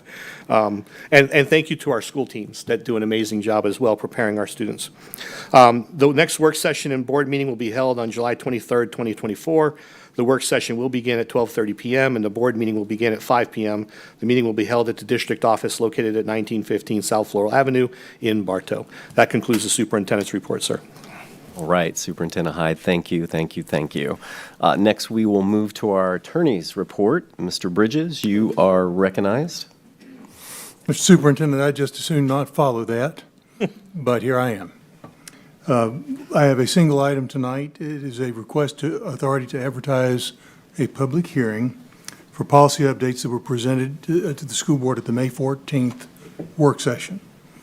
And the policies that will be brought include the following: 2423 Academies, Small Learning Communities, 5410.01 Promotion, Acceleration, Placement, and Retention, 5830 Student Fundraising, 7440.01 Video Surveillance and Electronic Monitoring, 8405 School Safety and Security, 9130 Public Complaints, 9160 Public's Attendance at School Events, 9200 Volunteers, 9211 Booster Clubs and other outside support organizations, and 9215 Direct Support Organizations, with the public hearing to be held at the regular meeting of the school board in July. All right. Mr. Bridges, thank you. Do you need a vote on this? If you would, please. All right, board members. I would like a motion and a second on this item. So moved. Mr. Sharpless made the motion, and Ms. Miller seconded. Any discussion on these policies coming before us? All right, very good. I'll now call for a vote. Those in favor signify by saying aye. Aye. Aye. Any opposed? And that motion carries. Thank you, Mr. Bridges. Chair. Thank you so much. Next item on our agenda is our auditor's report. Board members, you have received, I had noted 5 actually, but this morning you received your 6th audit reports since our last meeting. One from Coffee on the Ridge, ESE, Winter Haven High School, Davenport School of the Arts, Crystal Lake Middle, and Dr. N.E. Roberts Elementary. If you have any questions or concerns on those, you can address those with Ms. Matthews. And that then would conclude our auditor's item. Next, we come to the part of the evening where we have our board members' report. So tonight, I'm just going to go in chronological order. Ms. Cunningham's out, so that would move us to District 3. Mr. Nolte,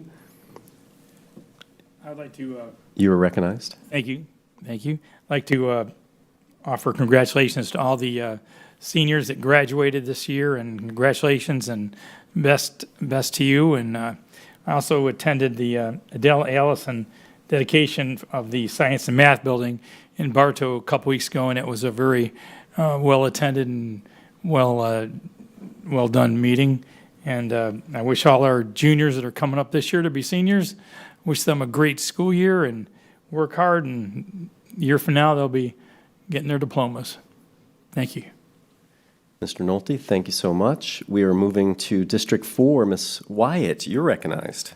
Thank you. This really is the most fun time of year, and I think Superintendent Hyde stole a little bit of all of our thunder.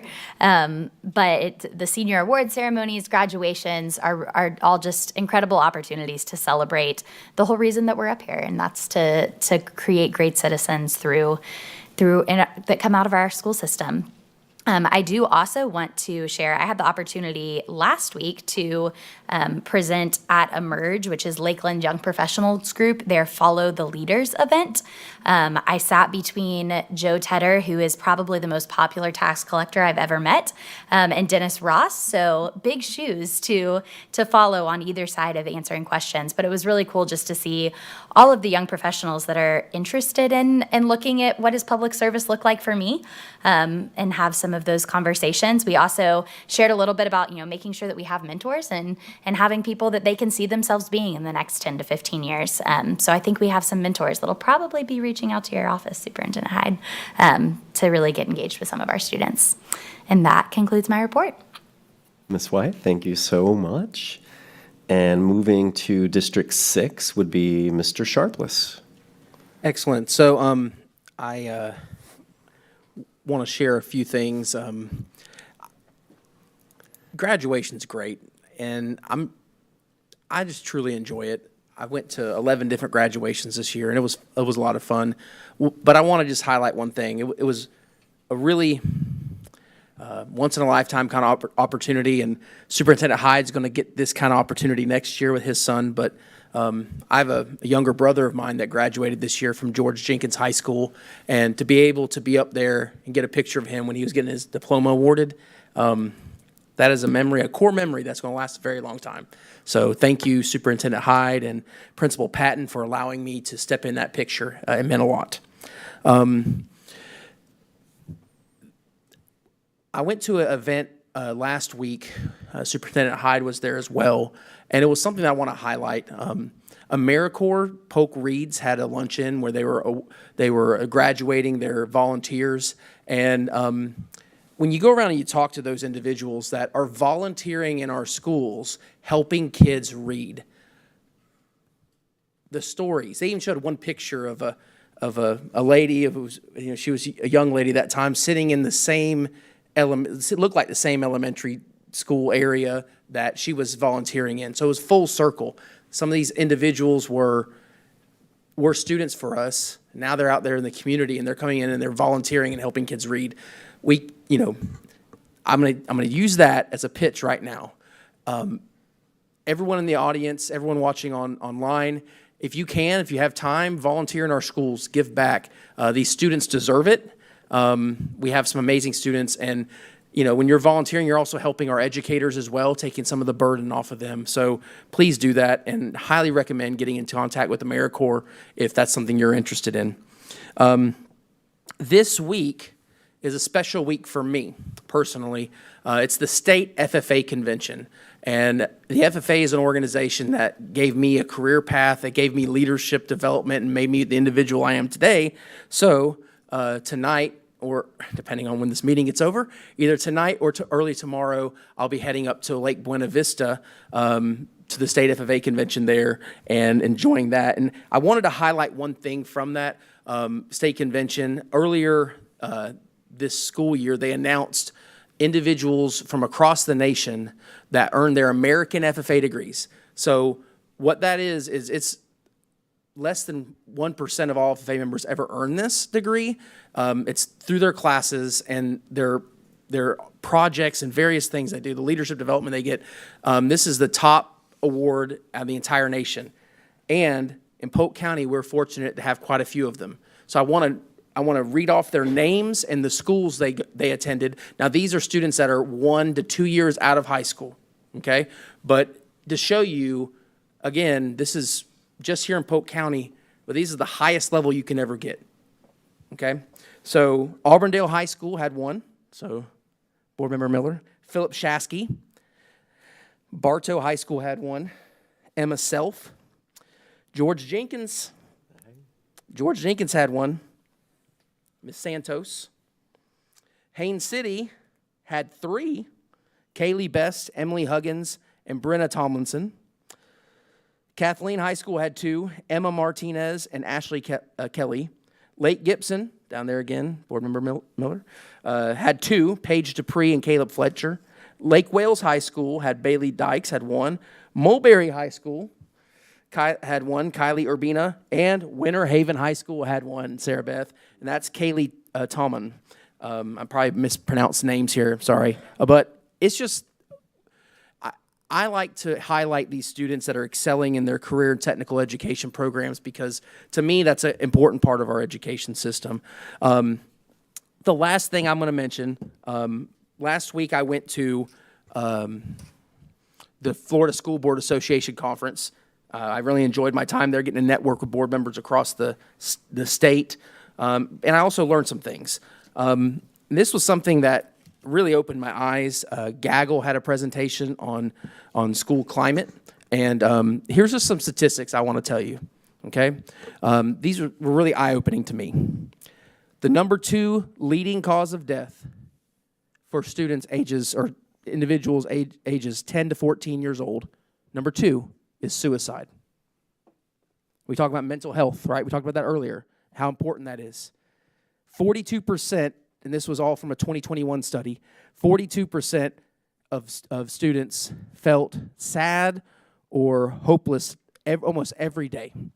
22% of students seriously considered attempting suicide, and 18% made a suicide plan. Folks, our students, I talk about volunteering in schools, our students need you to come alongside them, help them. Some are in some serious situations. So please, take the time, if you know students, be a part of their life, encourage them. Because we all need a helping hand sometime. And so with that, I will leave it to you, Board Chair.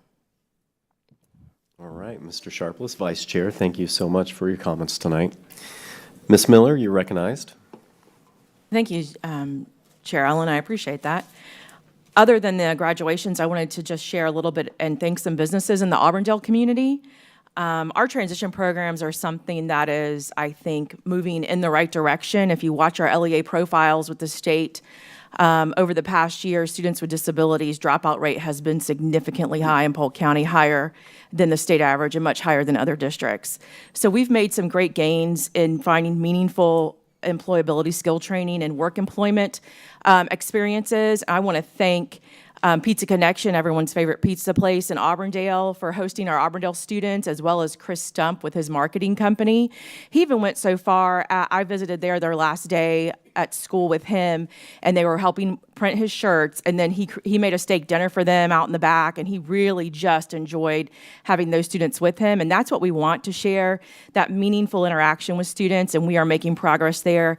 I want to thank Advent Health for coming back to the table with transition programs at their hospitals in Lake Wales and Haines City.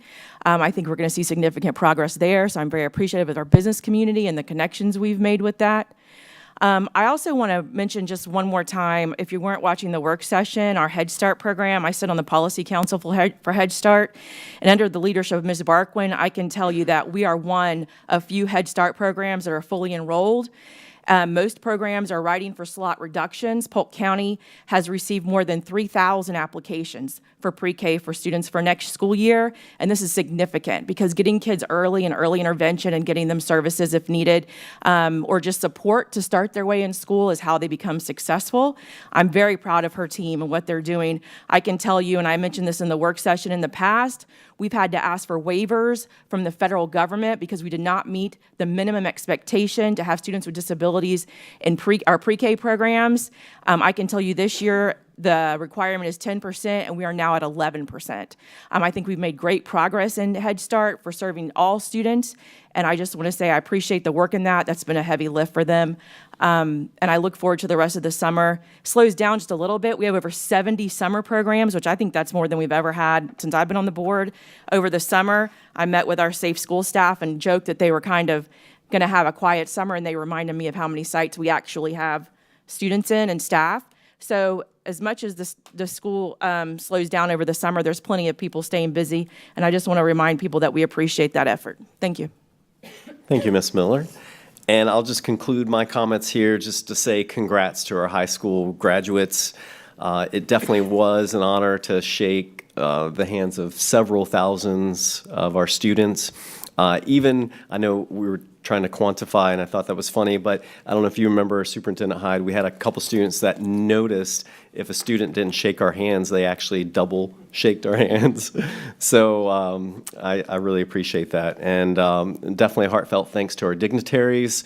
I love just being on stage with all the representation from our cities and our state government as well. I do remember State Representative Melanie Bell being on the stage just shortly after having surgery on her left shoulder.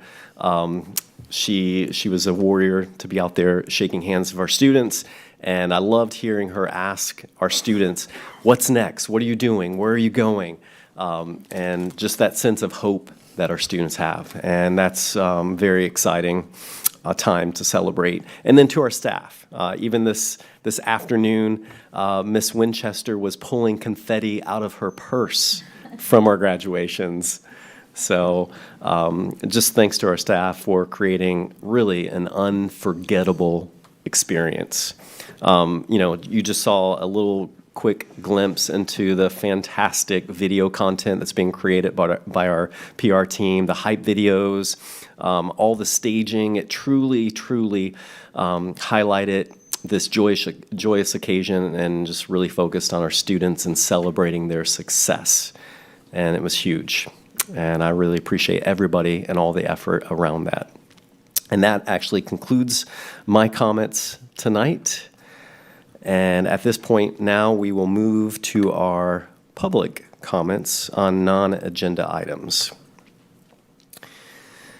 And this would be for addressing items not on our agenda. As noted earlier, to register to speak, you just need to fill out a card in the lobby prior to the meeting. All speakers will be given the 3 minutes to speak. The light will turn yellow there when you have 1 minute left, and you'll then hear that beep when your time is concluded. Please note that although the board encourages community participation, no immediate action will be taken on these items presented during the public comment portion of the meeting. I've got a list of individuals who have signed up, so if you could please come forward when I call your name, and then also the second name that I call, there's a red line there that you can stand to be on deck, so to speak, to be ready to speak. So the very first person that I have is Victor Chandler. So if you can come up, state your name and address for the record, and you'll have 3 minutes to speak. And then secondly, we have Bernard Wells. You would be on deck. Victor Chandler, Eagle Lake, Florida. How did we get where we are today with pay and retirement for the superintendent board and senior management being far from the bottom in America, while for teachers, it's at the very bottom? To understand why, you need to go back decades when the view was that men were breadwinners, thus needed promotions, greater pay, retirements to support their families, while that for women teachers only supplemented that of their husband. As a result, virtually all administration positions were given to men, and pay raises for teachers were calculated in no way equivalent to administration. Both still exist to some degree. Today, approximately 80% of teachers are women, but only approximately 20% of the superintendents are women. You had a woman superintendent. You praised her for doing an exceptional job. But when you replaced her with a man, you gave him not only greater pay, but far greater retirement benefit. You decided to give him a second retirement, costing $25,500. This is approximately 5 times that of an average teacher. There is no way you would have given a second retirement nor greater pay to a woman. You may as well put a billboard out front letting all female students and teachers see stating that a woman was worth less than a man. The same view is taken by the state. It is no accident that the Florida State Retirement System that contains teachers, thus the greatest number and percent women, receives the lowest retirement benefit rate. Given the same number of years service, a board member contributes less dollars towards their retirement, yet draws far more dollars retirement than a teacher due to an 88% greater benefit rate. It is a long time overdue that all members of the Florida retirement system, including the governor, superintendent, board member, teacher, bus driver, custodian, contribute the same percentage towards their retirement and receive the same percentage rate, except those for high risk. Taxpayers of Polk County should also contribute the same percentage towards the retirement of all those employments in FRS except those in high risk. Now, I don't say this to be disparaging. I say this to show you the need for a uniform way of doing pay, retirement, and also how you calculate raises for all groups of employees. So don't take it as being disparaging to you. I don't mean it that way. I'm trying to show you there needs to be change. There was almost some change this year in the state, and there was some change. Thank you very much. Thank you, Mr. Chandler. Mr. Wells, you are up, and then on deck we have Donna Hager.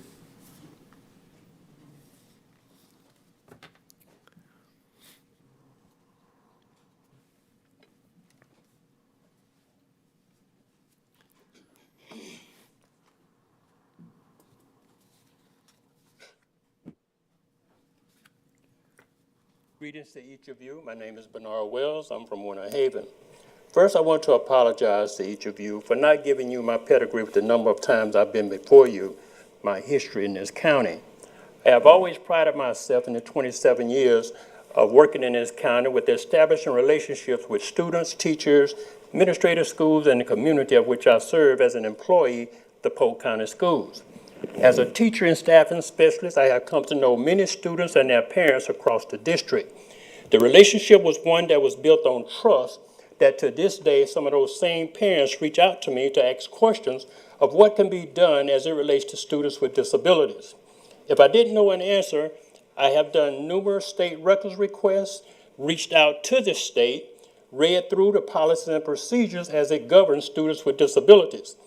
It would be remiss of me not to say that I also know a number of currently employees working in the district, but I refuse to compromise our relationship by asking questions of them that would jeopardize or possibly jeopardize their employment. I would be willing to bet, Presiding Chair, a week's worth of Crystal hamburgers with cheese, that questions are being asked about who I am and who knows me. If I am correct, and any of those people who are presenting questions to any staff members, I want them to know, and this board to know, that I am available to speak for myself. 2 years ago, the organization chart was revised and yet revised several times since. The question, Mr. Chair, what has been accomplished since these revisions take place? Looking at the annual LEA report profile 5124, the graduation rate has significantly dropped to 74%. Polk's dropout rate is 25% of students with disabilities. The proficiency rate of students with disabilities on regular standards and alternate academic standards did not meet the state targets, either in reading or math, or every grade level tested, 4, 8, and high school. So, Mr. Chair, how has reorganizing the ESE department several times helped the students succeed academically with all of the deficiencies under this current administration? In fact, this is one of the poorest district performers in the state. Real leadership is about prioritizing students and getting positive results, which is not shown according to this annual report. Micromanaging staff doesn't get positive results. I'm sure your academic officer and assistant superintendent of learning support would be the ones to explain this extraordinarily poor performance to the board about the students' performance on this report with disabilities. Thank you. Thank you, Mr. Wells. Donna Hager is up, and then we have Chris Doucette on deck. Thank you. I'm Donna Hager, and I'm from Winter Haven.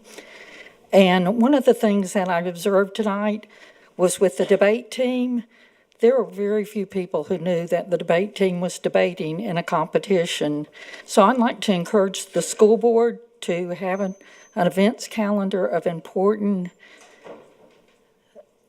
items where students are competing, such as music festivals, art festivals, of course, the debate teams, and the FAA, and other events like that. There are a lot of people who would go out and attend these events if we only knew they were happening. And if there was a master calendar, I would love to go and hear kids debate. I think it would be exciting, and some of those kids might be up here one day replacing each of you. I have a second topic, and it's 2 words: common sense. And that's one of the things that we need to see from our school board members. We need to stop the insanity. Recently, Identity is a book that was brought to the attention of the school board, and there was a lawsuit. I have a copy of Identity, and the book is so disgusting, I have only been able to make it through about half of the book. But I want you to know what the book contains. To start out, the very first chapter, the main character is a cutter. And she's not just an average cutter starting out, just a little cutting. She's cutting into muscles. This book does nothing to discourage that. As a matter of fact, it makes it sound like cutting is exciting. And that makes me sick that we would have a book available to our students to bring up something that maybe they haven't thought about. It also includes thoughts about suicide. But besides that, the main character is having sex with her father. She decides that she can influence a teacher by offering sex to him. She gets drugs by using sex. In addition to that, in this book, there are parties of high school students that are full of drugs, full of sex. Everything that we don't want our kids to do, I believe, is in this book. The book does nothing to discourage this type of behavior. As a matter of fact, it encourages this type of behavior. So when we are getting books that our librarians are saying are good for students, we need to question that. This type of book has no redeeming value and should not be in our schools. It's the only book that I've read that's on the list of objectionable books, but the first chapter told me this book does not need to be in our schools. Thank you. Thank you, Ms. Hager. Mr. Doucette is up next, and Tracy Neihart is on deck. Good evening, board members. Good evening. I'd like to start by sharing that I was a teacher for 16 years, 10 of which were at Purcell Elementary. I have many bonds to the Purcell community, as does my family. My daughter's second grade class this year was very rough, to say the least. Dr. Richardson, who's the principal of Purcell Elementary, decided to call the entire second grade to the gym. And while they were there, decided to tell them how bad they were, that they were all bad kids, including my daughter, who just that very week had been recognized for her excellent behavior in second grade. As you could probably expect, 7-year-olds started crying when being told this. And when they started crying, Dr. Richardson's response was, "You should be crying because you're that bad. And if your parents call me, I'll tell them how bad you were." When the parents did call, she lied and told them that wasn't what had happened and that their kids were blowing things out of proportion.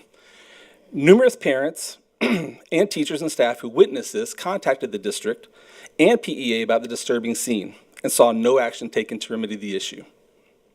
The rest of the school year wasn't faring any better. A hostile work environment had been created. There were issues with IEPs and 504s, my daughter's being one of them. And worst of all, the behavior of some teachers was being covered up to protect them. One incident involved a 5th grade teacher telling students that they were poor Mulberry kids, and that's why they stole things from her, and that their parents, who were on EBT and state assistance, could never accomplish anything on their own. When parents complained to Dr. Richardson, she downplayed it and again said the kids were exaggerating. That story, by the way, was confirmed to me by multiple parents. The hostile work environment has decimated staff and staff morale. 90% of the staff who were there 2 years ago are now gone. That includes 2 APs and 2 coaches who have been there for more than 10 years. I believe it's been said that the reputation precedes you, and her reputation is obviously well known. The clearest example of this hostile work environment she's created came when my daughter's reading teacher was fired. Dr. Richardson stated that she was firing her because she wasn't performing and that she needed to get these kids moving. Mr. Hyde and I both requested the data backing up that statement, and I'm not aware if Mr. Hyde got it, but I never received it. However, Ms. Mason had her handwritten notes from her test data. 91% of her kids were making progress in reading, and she was fired. I am very aware that the district has been given large amounts of information about the situation at Purcell. I helped many of them craft their emails. I helped many of them read their journals. I listened to their stories. I listened to the kids' stories. I heard from the staff, the staff and team. I've tried to give voice to those who don't have a voice, and nothing has been done. Teachers are scared about what kind of actions will be taken against them if they speak up. And Board Member Sharpless's comments about mental health struck me as very interesting, seeing as how I wonder how many students over the 3 schools Dr. Richardson has been at have been affected by her actions. Board members, if you weren't aware of the situation, you are now. For parents and staff, trust has never been lower. Purcell families deserve better. Thank you for your time. Thank you, Mr. Doucette. Ms. Nyhart, you are up next, and Brandy Macy, you're on deck. Good evening. My name is Tracy Nyhart, and I have 4 children that have attended Purcell Elementary in the past 7 years. The staff and teachers were amazing. The communication and the involvement from their teachers were outstanding. The atmosphere from everyone was upbeat, fun, and exciting. I had nothing bad to say about the school. Well, that all changed a few years back when a new principal arrived. I started noticing the growing disconnect between the staff, administration, students, and parents. As a result, they started having a massive turnover for teachers and staff. My daughter had 3 different teachers in the first few months. Also, the communication between staff, teachers, and parents dissipated since the leadership's decision to eliminate Class Dojo and student agendas. Agendas were a great way to get forms and papers signed, to communicate, etc. It held everyone accountable since it had to be signed daily by teachers and parents. Now everything goes in a folder where it either gets lost or it sits there for months. My daughter's form was in there for 4 months until I finally had to email and say something. Class Dojo or Remind was a great tool to be able to send out a mass message to parents, especially in days when students are on a field trip and they are running extremely late. The only communication that we got for parents was a note on the door stating in their ETA when they left to go pick up the children. Or Dr. Richardson getting out of her car occasionally to let a few parents know their ETA. My daughter did not show up until 8:30 that night. Your vision is that all students will receive the knowledge and the skills necessary to be productive citizens. That isn't true for the students that are struggling academically at Purcell Elementary. My daughter has been struggling with ELA for many years, and I have repeatedly asked for her to get extra help. For a short period of time, they were offering tutoring, which we utilized until they stopped the program after winter break, and due to the varsity tutoring being offered. However, no forms were sent home to parents on how to enroll our students in that. I have called numerous schools from all my other students, and nobody can tell me how to enroll my child. Recently, I had asked why they couldn't give my daughter the extra help in areas she is struggling. I was informed that per administration, that they have to follow the curriculum that was set forth by the Florida School Board. The only way she can get the extra help is if she has an IEP. All my kids struggled in different stages in ELA, and they were never denied that extra help. Purcell is setting students up for failure and not helping them succeed. Thank you. Ms. Nywer, thank you for being here. Ms. Macy, you're up next.